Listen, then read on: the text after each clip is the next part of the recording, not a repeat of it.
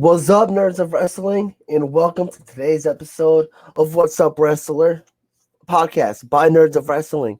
It is I, your host, Justin Del Rio, and my guest at this very time comes all the way from the United Kingdom. Here is Kiara. Kiara, what is going on? How are you? Can you hear me? Hey, I can hear you great. Welcome from across the pond. Thank you so much for coming on the show, and I could hear you perfectly. This is awesome. Thank goodness you are having no technical difficulties. Kiara, thank you so much for staying up past my bedtime, actually, because you are true G. How are you today? I know I asked you that before, but how you doing? Yeah, pretty good. I'm very itchy and very pink. I don't know if people can see the finger marks on my chest, but I tried tanning the other day because I've got a match tomorrow and I wanted to be nice and tan for that match. It is the first live match back for this whole year, actually. The first live match in front of a live audience. This is the first one in the UK. So not including NXT UK. This is the first indie match live in front of an audience for 2021 here in the UK.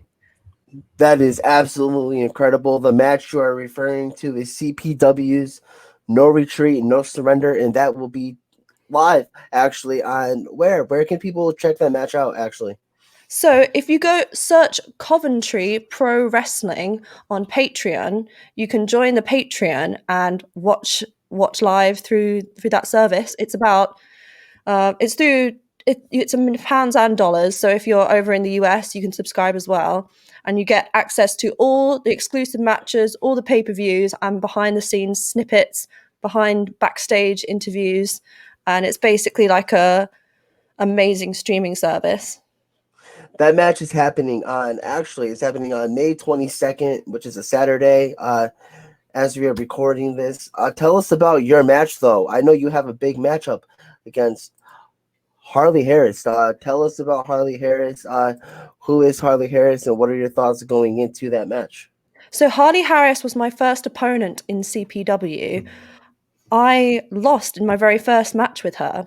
So it's going to be a lot of pressure on me because I'm defending this beautiful belt to my right, the CPW Lineal Women's Championship. This belt is going to be up for grabs. I do not want to lose. I cannot lose a second time. I'm going to win. I've changed my game plan. She is strong, but I'm faster. So my plan is to be nippy, nip around her, beat her technically, and go for the win. I know CPW very well, as you yourself, of course. Tell us a little bit about CPW.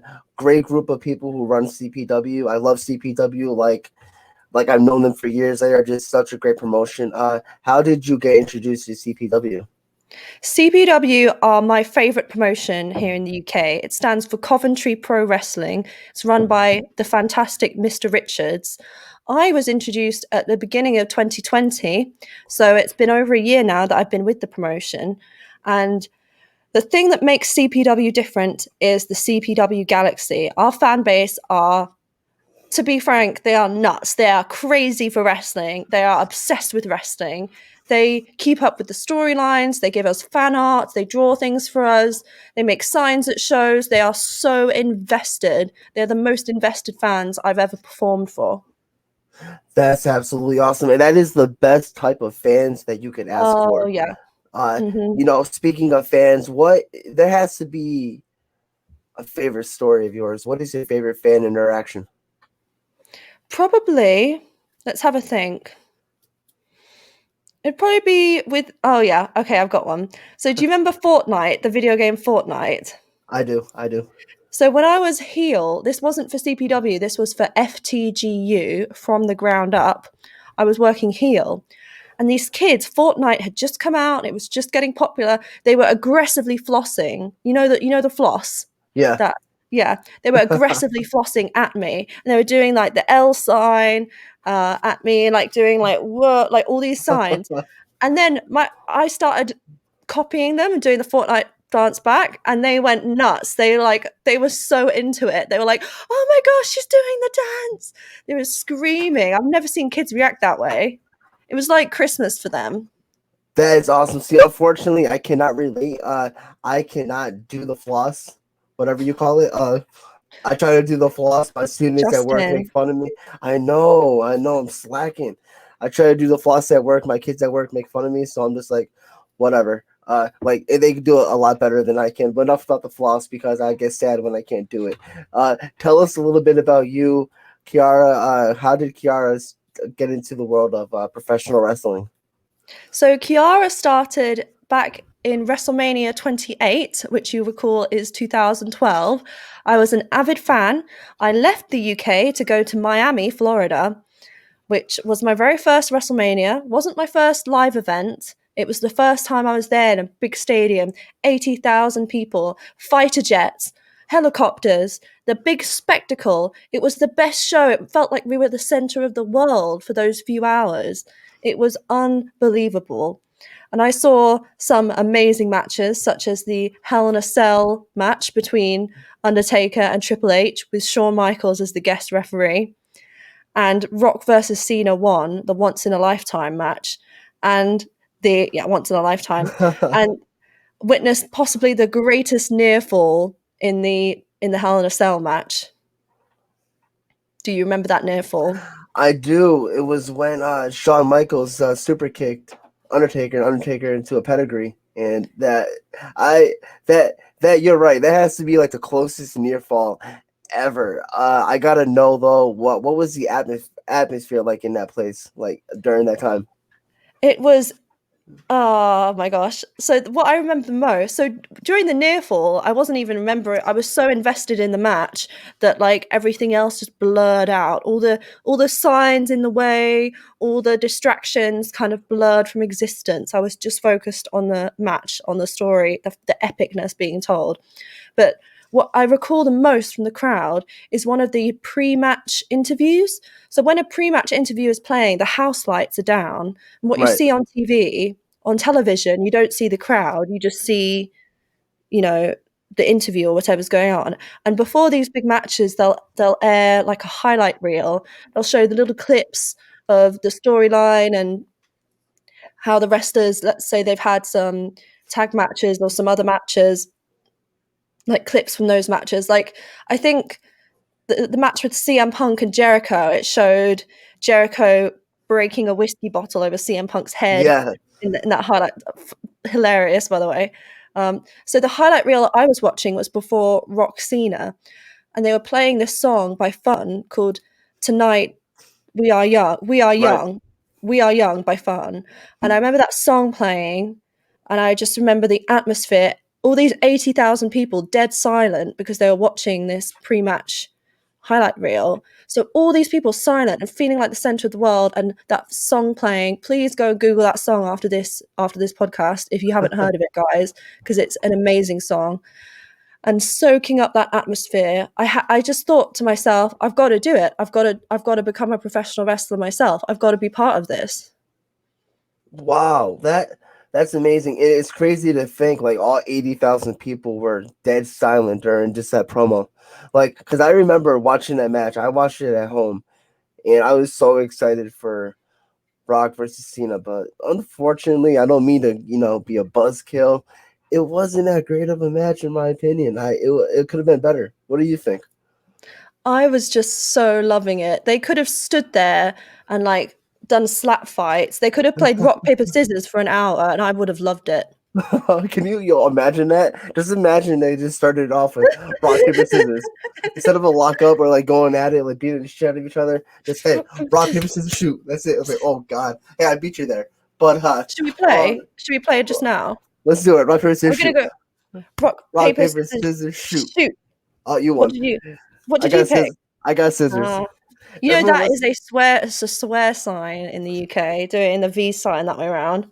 Oh, I don't want to. It's I like don't it's want like to. doing that with your middle finger. Oh, oh, I see it. I see it. Everyone listening is like, what the hell are they doing? Yes, we just played rock, paper, scissors, shoot, and Kiara beat me, but don't worry, we'll play again later. But yeah, no, WrestleMania 28, it had to be.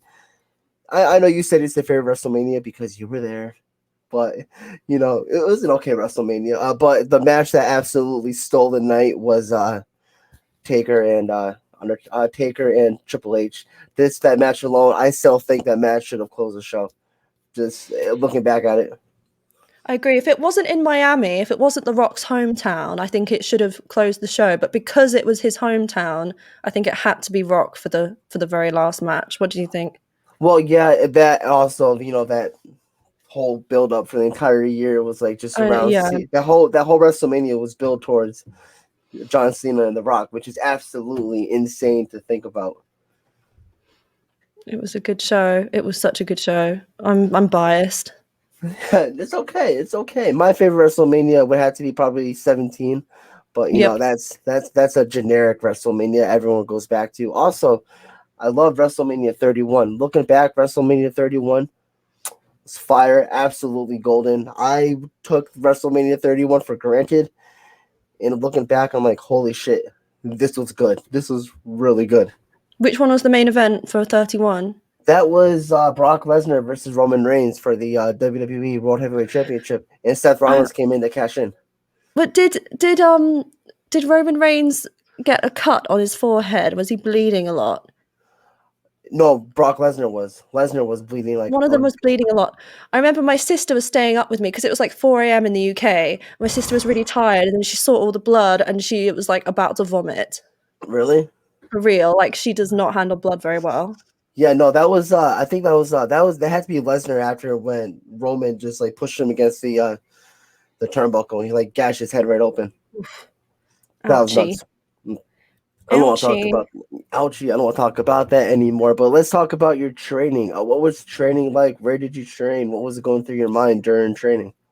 So that same month, at the end of April 2012, I picked the closest wrestling school I could find, which at the time probably turned out to be the best wrestling school in the whole of Europe. So I was pretty lucky. It was run by Robbie Brookside, who is the World of Sport legend on ITV. That's not BBC, but the rival ITV. They used to get like 15 million viewers every week in the 70s and 80s. And so he's a World of Sports star. He's now at the WWE Performance Center training people in Florida. We still stay in touch. He's a great guy. And I've also been trained by Lance Storm. So I took a little break from wrestling to study at the University of Cambridge, which was I don't know why I said it like that, but it was a Neither do very I. difficult time. It was very stressful. The exams were so hard. It wasn't like a easy riding the wave time at university. It was like you study now and you study hard or you will fail. Like it was very difficult. So I had to stop wrestling. I tried doing both, but my grades in my first year were not so good. So I managed to get a 2-1, a very high 2-1 in my final year, which was fantastic. So turned it round. It was the right decision. I always knew in the back of my head I'm going to go back to wrestling because the reason I wanted to study at Cambridge was to be impressive for a WWE tryout, was to stand out from the crowd. That was my biggest motivation. It wasn't the job opportunities. It wasn't any other aspect. It was purely for WWE. I did natural sciences. I did a cool degree that if I ever got injured, touch wood, if I ever needed to retire, touch wood early, hopefully I don't have to do that early, but I knew it'd be a good backup in case I ever had to stop wrestling. So I got trained by Lance Storm in 2017 in Canada. That was a really fun experience. I can tell you more about Lance Storm in a minute. And now I'm training with Marty Jones at the Squared Circle Academy. It's one of the only schools right now that's open. Things are slowly opening up here in the UK, but it's a fantastic school at Squared Circle Academy, and I'm learning lots of new moves, lots of new techniques from Marty Jones. To really step foot into the ring for the first time, and you said you had school and wrestling. That must have been very hard, as you just mentioned before. And I loved how you said Cambridge. What is Cambridge like? Is it very, very high class? It feels like Harry Potter, right? Right. The lecture seats, the benches in the lecture halls are older than your country, Justin. It's that prestigious. And the best thing about it is after exams, we have these things called May balls. It's like prom nights, but even bigger. Everyone wears tuxedos, gorgeous prom dresses, gorgeous ball gowns, and it's like the party of a century, really. That does sound super fancy. Maybe I should go check out Cambridge. Do you think I stand out in Cambridge? I think we love having visitors. So if you come visit Cambridge or its rival Oxford, don't go to Oxford, by the way. Oxford Okay. sucks. Come to Cambridge. Well, What? something called punting, which is kind of like, in Venice, where there's the guy with the stick singing opera and pushing the boat along. Yes. It's kind of like that. So we do punting in Cambridge, and you'd really love it. Huh. I don't. Isn't that like in like? I hate to say like in Italy a lot. Like I see like people like like steering the boat and like in like the ocean. They're like, yeah. So like, Yeah, exactly. or like Huh. when the moon hits your eye like a something pizza pie, that's amore. Yeah, maybe you should go to Italy. I don't know. Maybe you should go to Italy sometime. Have you ever been to Italy? I never been out of the United States. Oh no, you haven't, have you? No, no. Oh, The furthest I've ever been was Cali, California, and I was like 9. Cali, That was a good California. that was a good American accent. That was really good. Not bad, Thank you. not bad. You know what? We got to do a podcast someday of just Kiara talking American and see how long you should do it. I just got my nails done. Oh God, Jesus Christ! Wow. All right. You're from England originally. You said you wrestled in Canada. What was that like to go from England to Canada? And Canada is only a few hours away from the United States, so you didn't wrestle too far from the States. No, so when I was going, I was expecting just to train, but I got booked on a whole bunch of matches for PWA. So I was in Edmonton, in Calgary, and we did this amazing memorial match for this one fan who unfortunately couldn't be there. And it was such a fantastic time. It was like a coming of age experience. It was, getting the world's best teaching from Lance Storm. And the best thing is not having to wait a week. So I'm used to training once a week Right. and, well, wrestling once a week. I'll do things like weight training and cardio throughout the week. But being able to consolidate your skills the very next day, because we were training 5 days a week, being able to build on your wrestling skills immediately the next day. You don't forget anything. Whereas if you have to wait a whole week to step back in the wrestling ring, you can sometimes forget things in between. It just happens. Whereas when you're going in the very next day, you can learn so much in those 3 months.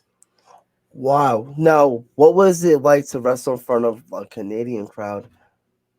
Like, because you're usually wrestling in front of like a British crowd. What was it like? What was the atmosphere like? What was the whole what's that word I'm looking for? Just atmosphere. Ambiance. Ambiance. Yeah. What was the ambiance like? I was surprised. Canadians, I found them to be very polite, but as a wrestling crowd, they are some rowdy bunch, eh? They are rowdy. Like one time there was an open challenge and I was supposed to answer the open challenge and this fan jumps in the ring and we're like, don't know what to do. This skinny kid like jumps in. He's like, he's ready to go, he's ready to kick some ass. And I'm there like about to walk out thinking, what do I do? Don't want to be with this random kid in the middle of the ring. Oh my Um, God. that was in the marquee. So it was PWA was the promotion, and they had Right. some pretty hardcore fans, and it was fun. I got to experience because I'm very used to the British technical style from Robbie Brookside and Gareth Harris. So to experience more of the North American style, which is a little bit faster paced, it's a nice way to balance and round out my repertoire. I gotta know what happened to that kid who answered the open challenge. They got him to leave, but he couldn't exit the ring without tripping up on the ropes. So he kind of tied himself up on the ropes and kind of fell out. So we were like, oh, is that a lawsuit waiting to happen? No, it's okay. They were fine. Yeah, no, maybe that answers your question, buddy. No, you should not be a wrestler if you cannot go through the ropes correctly. So No. I guess it was like a blessing in disguise. If you're listening, whoever you are, sorry, buddy. How long did it take you to get booked in your first match in England after training? Like within a week. Shit, really? Yeah. Yeah. Fuck, a week? Having, Damn. having, I think it was for AMP. That was also a promotion based in Coventry. I think they've disbanded now after COVID. Like COVID has hit quite a few promotions hard. How are you taking COVID up there? What is it like? How is it in England? Because I don't know. So I travel up to Manchester. To that was the only school. So the way England's split into different counties. So you've got different states in the US. We've Right, got I can't remember how many counties there are, but each county has its own local rules in the same way that each state has its own local laws. So each county decides whether these things can go ahead and whether the local police decide. So this Marty Jones's school up in Manchester, Oldham, was one of the only schools allowed to still open, and it was very strict rules. Like they have to have a register. They have to like be very careful. It was one-on-one training, so we'd all be split apart. So we right. weren't allowed to make big groups. We'd have to be socially distanced. I love that phrase, don't you? Socially distance. Oh, What? definitely.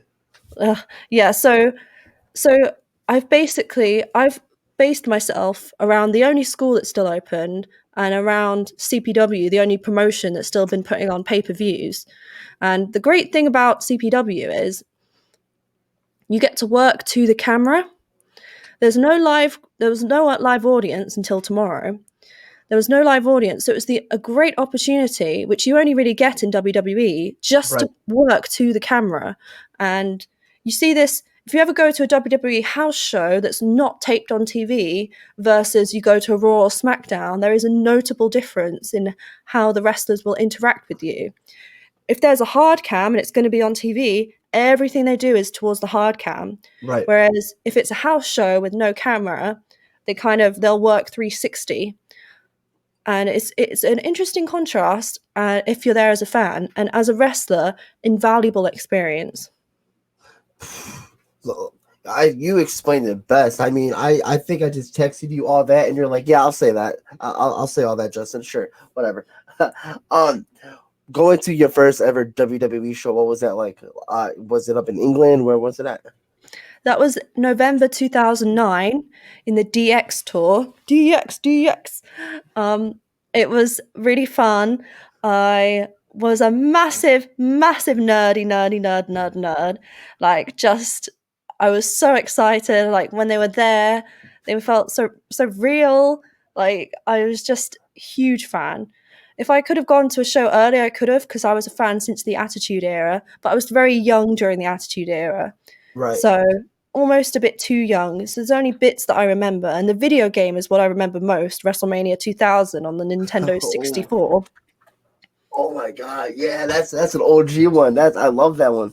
Or what is it? Shut Your Mouth or Here Comes the Pain. Yep, and there's WWE No Mercy, not WWF No Mercy.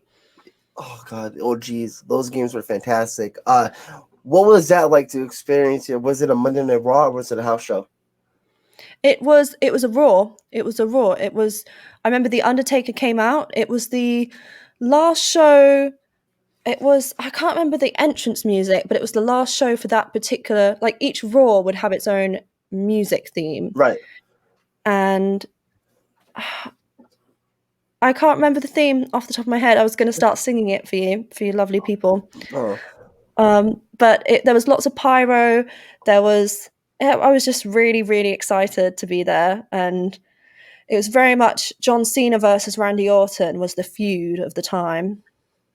Yeah, I remember that feud. That feud went on for like a good solid year, if I'm not Yeah, mistaken. into 2010. I think it finally ended with an I Quit match.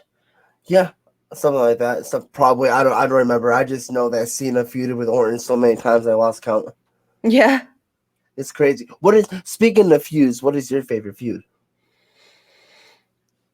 that's a really good question. It's got to be Stone Cold Rock, surely. Oh yeah, of course. But what they wrestled so many times at WrestleMania. What would your favorite WrestleMania match have to be between them three? Between those two? They wrestled at so many WrestleManias, it's hard to choose. There was some quite bloody matches. There was like I can stomach blood, but like I said, my sister can't. I think there was one we were watching on the network recently. I think it was Triple H, Stone Cold, and The Rock, and there was just blood everywhere. But it was a good match. Yeah. I mean, you got three of like the best wrestlers at the time right in the ring. Of course, that's gonna be like one of the top notch matches. I think if I remember correctly, Stone Cold wrestled The Rock at 15, 17, and 19. 19 was the Yeah. last. Yeah, sounds about right. I'm thinking of 17. 17 is the one I remember. I vaguely remember it. And like I Right. said, these memories, I've rewatched it now, of course, but Right. in terms of staying up late, because it was always beyond from 1 a.m. to 4 a.m. in the UK. So I have these vague recollections of being very sleepy but very excited at the same time. I remember Dale, you know Dale from CPW. He texted me after WrestleMania. He was like, "What'd you think?" I'm like, "Bro, I loved it." He's like, "Yeah, me too." Okay, I'm off to bed. It's 5 o'clock here. I'm like, Dale's great. 5 Dale's a.m. one of our referees at CPW. Shout out to Dale. I will definitely have him on the show again. I will definitely have him on the show soon for What's Up Referee coming soon. Dale, if you're listening, don't worry, bro. I got you. Kiara, this has been such a blast. Thank you so much for coming on the show today. You're very welcome. I can't believe it's gone so quickly. I know, like time flies by when we're having fun, right? Yeah. No, is there anything else I want to say? Oh yeah. So I have 8x10s available. This is not an 8x10, this is an offcut, but it is on fantastic shiny card, really good quality paper there. And I autograph it and sign it and deliver it in the post. It goes to the US as well as Europe, as well as Canada. I also ship to Australia. I basically ship worldwide. So DM me on my Twitter, and my Instagram is available. It's coming up. Right here. Yep. So my Twitter and Instagram is Kiara_wrestler. And my Facebook right there is Kiara-wrestler. So I read all my DMs. So feel free to contact me and you can get your hands on a lovely signed autograph. There you go. I have one. It is absolutely fantastic. Kiara, thank you again so much. This has been an episode of What's Up Wrestler, a podcast by Nerds of Wrestling. I am your host, Justin Del Rio. Peace out, nerds. Bye.